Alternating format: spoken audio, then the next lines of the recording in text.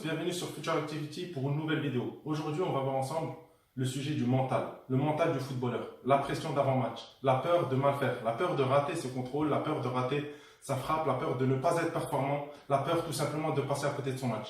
C'est très important, il y a énormément de joueurs qui subissent cette pression de l'environnement extérieur. Moi, ce que je propose, ce que je conseille, c'est que le joueur doit créer son propre environnement, se créer sa propre pression. Comment vous faites? Vous allez inviter vos joueurs, vous allez inviter vos copains, vous allez inviter vos amis, vos parents, vous allez créer la pression. Vous allez leur dire, ce week-end, il faut que tu viennes me voir jouer. À 14 h samedi, j'ai un match, tu verras un joueur que tu n'as jamais vu. Samedi, je vais faire le meilleur match de l'année.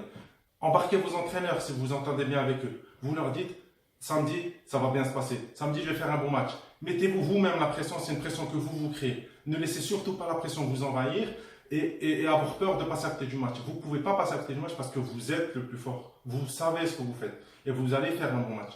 C'est très important. Le football, c'est un sport de prise de risque. Plus vous prenez des risques, plus vous avez de points. Plus vous avez de points, plus vous montez haut. Si vous ne prenez aucun risque, vous resterez à zéro. C'est très important. Prenez conscience de la puissance que vous avez à créer votre propre pression. Invitez vos parents. Dites-leur, samedi, il faut absolument que vous soyez là. N'ayez pas peur parce que s'ils viennent alors que vous ne voulez pas qu'ils viennent, vous allez rater votre match. Vous allez avoir peur de passer à côté de votre match. Vos passes, vos déplacements, tout doit être dans l'assurance, dans la confiance. Et pour se créer une confiance, invitez un maximum de monde à venir voir votre match. Parce que vous allez les prévenir au préalable. Et surtout, ne leur dites pas venez voir mon match parce que ça va bien se passer ce week-end. Non, dites-leur viens voir mon match, tu verras ce week-end. Samedi, tu verras un joueur que tu n'as jamais vu. Et c'est comme ça avec tous vos copains à l'école. Invitez vos copains à l'école, invitez vos joueurs, vos frères, vos sœurs. Dites-leur, tu veux voir un bon footballeur ce week-end? Viens à 14 h samedi, j'ai match. Et tu verras un joueur que tu n'as jamais vu. C'est très important. Aujourd'hui, on est dans un sport de risque. Prenez tous les risques possibles et inimaginables sur le terrain. Prenez tous les risques. Vous ne prenez pas de risques, vous faites ce que d'autres joueurs vont faire. Si vous décidez de rentrer sur le terrain et de ne pas faire d'erreur et de faire des passes tout simplement, et bien celui qui est sur le banc peut aussi le faire.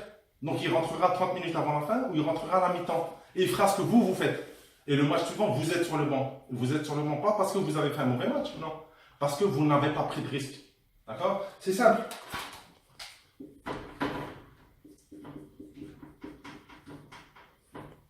Vous êtes à zéro à chaque fois que vous commencez un match, vous avez 0 point. D'accord? Si vous ne prenez pas de risque, vous restez à 0 point. Ce qui est très important, c'est de prendre un maximum de risques. Et dans ces risques-là, il y a plein de choses que vous allez réussir. Et vous allez augmenter. Vous allez prendre 1, 2, 3, 4 points. Il y en a d'autres joueurs qui prendront 8 points. Mais il y a aussi d'autres joueurs qui resteront à 0 ou prendront 1 point parce qu'ils ont décidé de faire un centre.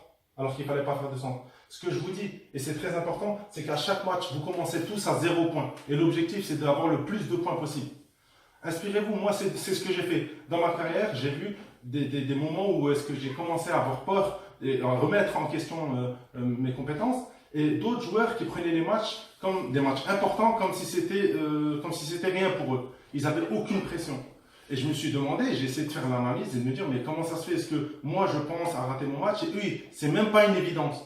Donc en fait, j'ai pensé à créer ma propre pression. J'ai commencé à inviter mes amis, j'ai commencé à inviter ma famille, j'ai commencé à dire dans le vestiaire à mes coéquipiers que samedi, je vais faire un bon match, je vais faire le meilleur match, que je serai le meilleur joueur. Et ensuite, je me motivais. Et j'avais tout simplement réussi à créer ma propre pression. Créez votre propre pression, parce que sinon, vous ne gagnerez pas de points. 80% des performances d'un joueur sont là-dedans. C'est ici que ça se passe. C'est le mental. Et le mental, vous le créez. Et du mental vient la pression. Vous allez créer votre pression pour avoir une action positive sur votre mental. Ne laissez personne vous mettre la pression ou vous dire que vous allez rater votre match ou que vous allez passer à côté de votre match. Non, c'est faux. C'est vous qui décidez de ce que vous allez faire avec votre match. Et si vous décidez que dans ce match-là, vous allez prendre le maximum de risques pour avoir un maximum de points, parce qu'on parle bien de points, et je m'adresse à ceux qui veulent un maximum de points pour aller plus haut.